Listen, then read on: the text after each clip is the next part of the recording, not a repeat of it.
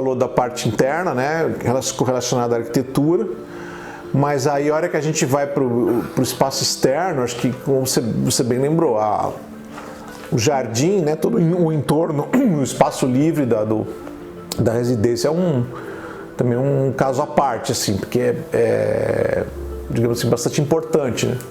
Eu diria que ele é engraçado isso, ele tem um grande peso na questão do uso da residência, né? Porque você olha todo o programa ali, você tem a parte toda ali de piscinas, de estares, as varandas que vão se integrando com os espaços externos, né? E é curioso, até em todo esse programa tem até uma parte dele que até o próprio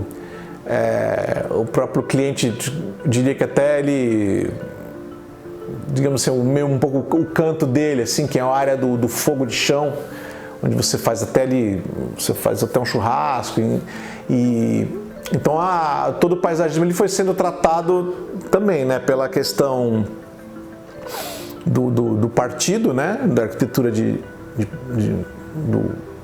da arquitetura paisagística e também pelo uso, né?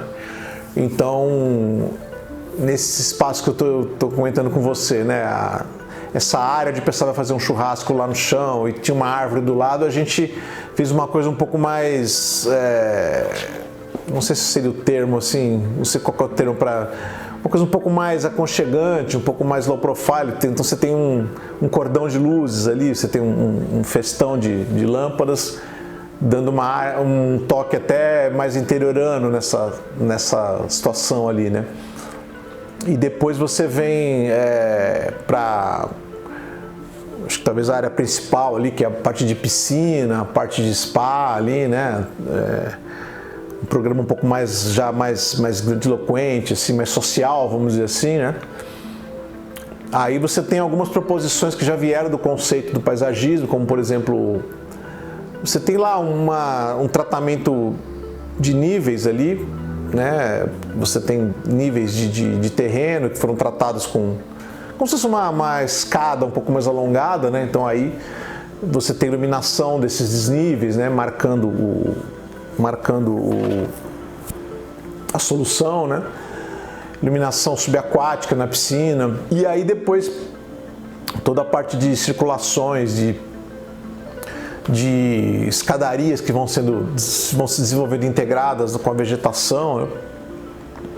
Tudo isso aí foi iluminado tanto na questão da vegetação, né? Das massas de vegetação. A gente trabalhou muito com projetor facho aberto para trabalhar assim aquela grande massa de vegetação que está encostada no muro de pedra, que por sua vez já é a arquitetura do embasamento, né?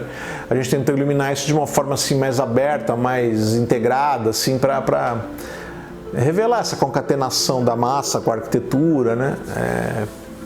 E uma coisa importante, eu sempre brinco, né, que o paisagismo, às vezes o maior desafio e a coisa que às vezes requer uma certa atenção é você iluminar os percursos, né? Porque é onde você pode ter uma situação crítica, né? As pessoas elas têm que andar ali, têm que enxergar corretamente, né?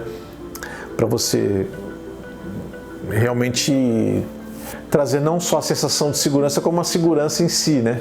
Segurança não é só questão de assalto, a segurança é você estar andando numa área externa à noite e saber exatamente onde você está pisando, né? Então, para toda essa área, a gente trabalhou muito com os postinhos balizadores, que a gente chama de cut-off, né? Que você joga a luz sempre para baixo, né? E tentando trabalhar postinhos com uma altura um pouco maior, então de forma que você ilumina tanto a circulação como você revela também a parte de forração, a parte arbustiva de uma forma mais única, né? Mais integrada, assim, né? A luminária focal em jardins, muitas vezes ela vai te dar uma leitura muito diferente à noite, né, do que seria a proposição dessa vegetação, quando você vai ficar muito diferente do que você vê de dia, né? De dia você vê uma massa, você vê uma concatenação de formas. À noite, se você ficar só fazendo foco aqui, foco ali, você acaba tendo manchas pequenas de luz, então você não tem a leitura correta do espaço. Então eu gosto muito de trabalhar com as luminárias mais abertas ou com isso da luz de cima para baixo, né? Porque eu acho que ela, em muitos casos, ela é a melhor solução para revelar corretamente o paisagismo e também transmitir essa funcionalidade, né? De você estar enxergando o caminho e não ter ofuscamento. E eu acho que dentro dessas premissas aí a gente foi, digamos assim, né, bordando, né, costurando a iluminação muito entendendo esse desenho, né? Tanto do ponto de vista estético quanto do ponto de vista funcional também. Aí você tem várias espécies também iluminadas, né? A gente trabalhou a parte de árvores assim mais altas, praticamente sempre com duas luminárias, né? 2 projetores fazendo uplight, para você realmente também ter melhor ressaltada a forma, né? E dentro dessa linha foi fechado o paisagismo.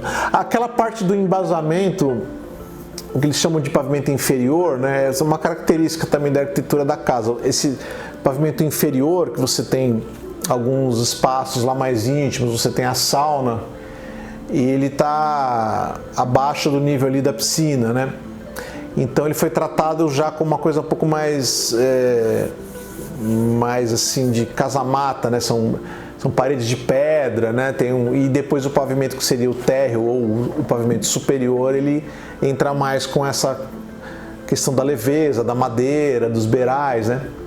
E esse pavimento inferior, em muitos casos, ele está se concatenando ali com massas de vegetação interessantes, então a gente explorou essas texturas, né? Como eu te falei, com projetores que espalham mais a luz, né?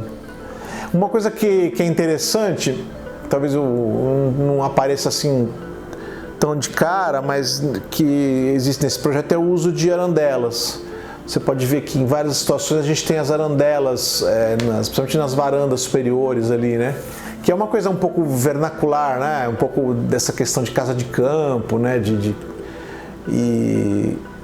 É um partido, assim, é um recurso que a arquitetura gostava, né?